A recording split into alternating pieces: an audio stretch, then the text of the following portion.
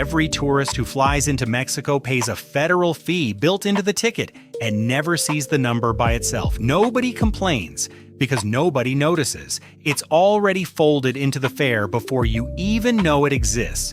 But if your flight lands in Cancun, Tulum, or Playa del Carmen, there's a second fee waiting for you on the way out. The state charges that one separately, right at departure, and a lot of people only find out with the boarding pass already in hand and the clock running. That's the smaller surprise. Here's the bigger one. The same money that pays for one night at a luxury resort in Cabo San Lucas pays for a full week of hotel food and outings in a colonial city like Merida. That's not a figure of speech. That's the real math, city by city, that this video is about to show you. Mexico isn't one country, it's two, sharing the same passport, the same currency, the same flag. One is the coastline that sells all-inclusive resorts and tourist taxes. The other is the colonial interior where the same trip costs a fraction of that. 10 cities, what each one actually costs, and which of the two countries you're buying in each one. Mexico City was literally built on top of a lake. The Aztecs founded Tenochtitlan on an island in the middle of Lake Texcoco in the 14th century.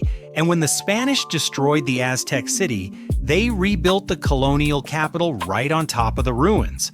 The Zocalo, the main square, sits exactly where the Aztecs' main temple used to stand. That's also why the Metropolitan Cathedral is sinking unevenly on one side. The whole city rests on drained lakebed, not solid rock. Today, it's one of the largest cities in the world, and the first expensive mistake most visitors make is currency exchange. Booths outside the airport and outside bank branches post a good rate on the sign and take a hidden cut once you actually hand over your money at the counter. The safe move is withdrawing straight from an ATM inside a bank branch, not the standalone kiosks on the street or in shopping centers, which are the preferred target for card skimming. On tipping, pay in pesos, not dollars. Whoever receives dollars has to convert them later and loses on the exchange. So a tourist who rounds up because it's just $5 is, without realizing it, paying less than they think they're paying, because whoever received it is about to lose part of it on the conversion. What to avoid here: negotiating exchange rates on the street or at a tourist kiosk, and also carrying your entire trip's cash in one place. Pull a solid stack of pesos as soon as you land, split it between your wallet and somewhere more hidden, and it solves the rest of the trip.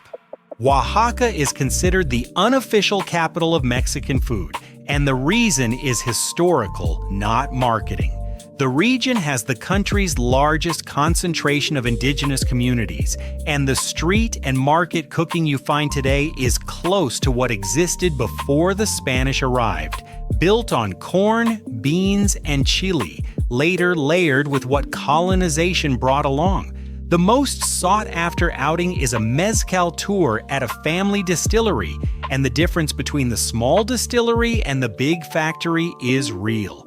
At the small palenque, the guide is usually the third or fourth generation of the same family distilling. The agave is cut by hand and cooked in an earthen pit for days before it becomes liquor.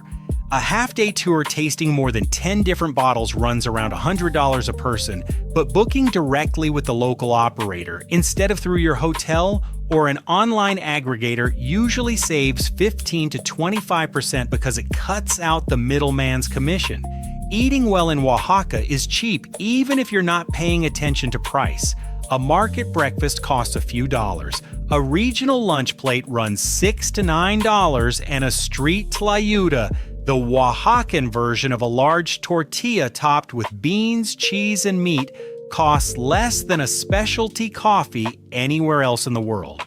What to avoid here: booking the mezcal tour through your hotel or an online aggregator thinking it's more convenient.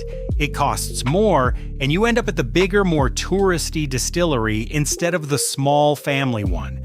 Guadalajara is where mariachi and charreria, Mexican rodeo, were born as national identity, and the city doesn't hide it anywhere. Plaza de los Mariachis exists for exactly that. live music at dusk, no cover charge, with the musicians themselves circulating between the tables of the bars around it, waiting to be hired for a song. About an hour from the city sits the town of Tequila, which gives the drink its legal name. Only agave spirit produced in this specific region of Jalisco can legally be called tequila, the same way something can only be called champagne if it comes from the Champagne region. The classic outing is the Tequila Express train with tasting, a distillery visit, and a show of charros and folk dance included. The official version runs between 1,200 and 1,800 pesos a person. The alternative, almost no travel guide mentions. The local bus that leaves from the old terminal reaches the same town for 80 pesos each way. You trade the show for the savings, but you visit the same distilleries. What to avoid here? Assuming the expensive tour package is the only way to see tequila country, it isn't. It's the version with a show included. Merida is considered one of the safest cities in all of Mexico, safer by several rankings than plenty of European capitals, and that changes what kind of trip you can build from it. A base for the cenotes of the Yucatan without depending on a locked group tour. A cenote is a freshwater sinkhole specific to the Yucatan Peninsula, formed when the roof of a limestone cave collapses. Fed by underground rivers the Maya considered sacred portals to the spirit world. The real choice is between the touristy cenote and the lesser-known one. The commercial ones get packed tour buses at peak hours.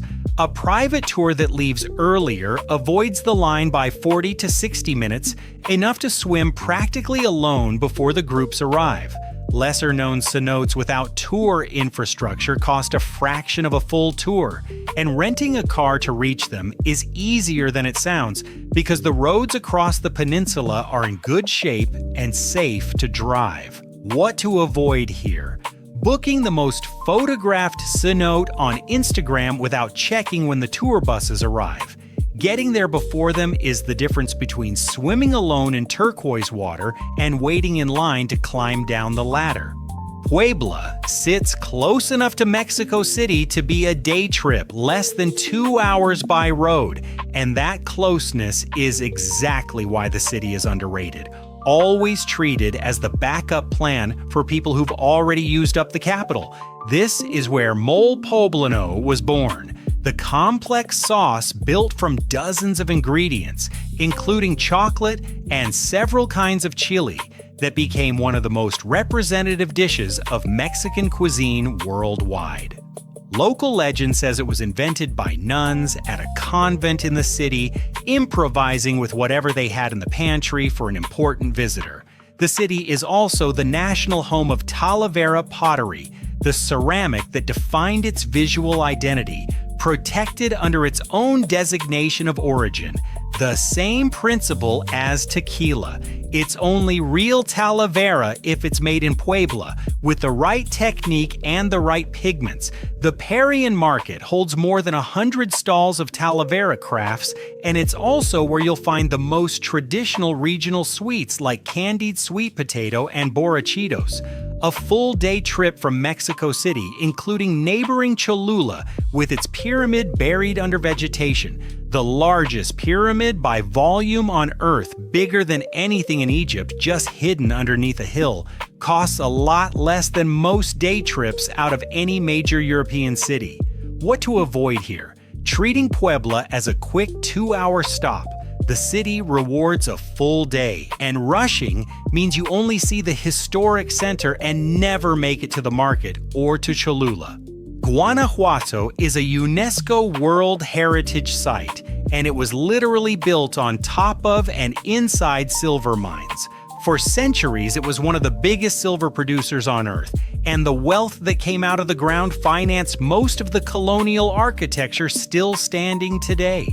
The tunnels that now function as underground avenues were originally part of the mine's drainage system.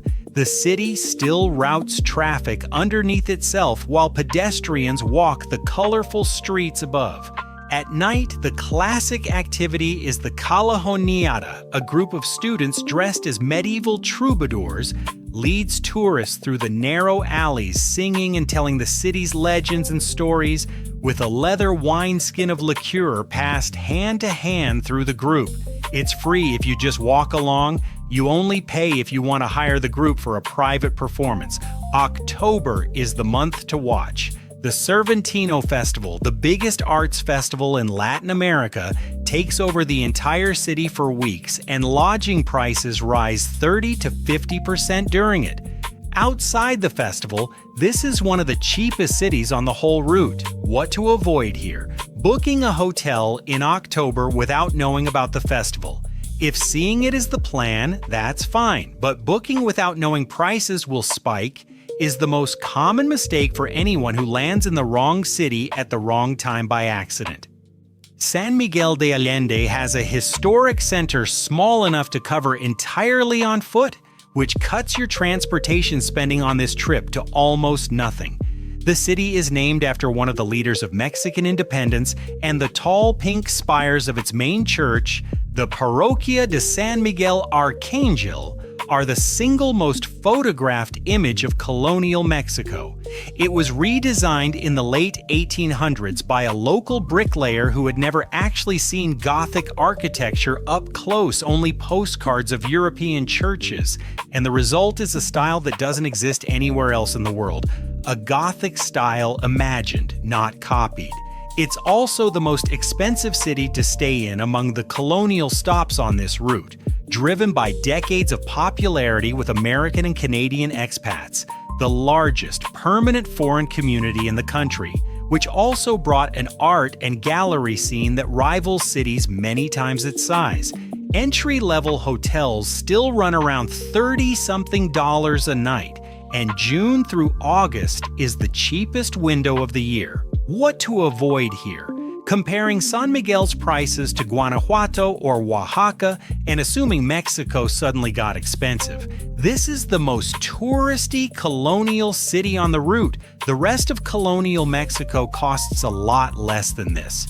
Cancun is the country's most used entry point, and it was literally planned from scratch by the Mexican government in the 1970s, chosen by computer from among several candidate beaches specifically to become a tourism hub, something rare among the destinations on this route. It's also where the second fee from the cold open shows up for real, the visa tax, charged to every tourist over the age of 4, leaving the state of Quintana Roo, which covers Cancun, Tulum, Playa del Carmen, Cozumel, Holbox, and Isla Mujeres. Not just the city itself, the detail that saves you a headache. Pay only through the official site visitax.gov.mx. Google searches return sites that charge double or triple the real amount, tacking a service fee onto a fee that's already small by nature, probably the cheapest fee of the entire trip, and at the same time, the easiest one to overpay by accident. What to avoid here? Paying the visa tax through any site that isn't the official one, and also assuming Cancun sums up Mexico. It's the most used entry point, not the most representative experience of the country.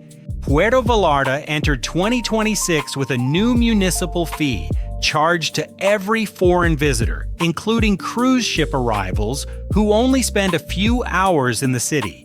The city splits into areas with very different personalities. The Malecón and the historic downtown, cobblestone and red tile roofs still feel like a fishing village that slowly grew into a real city.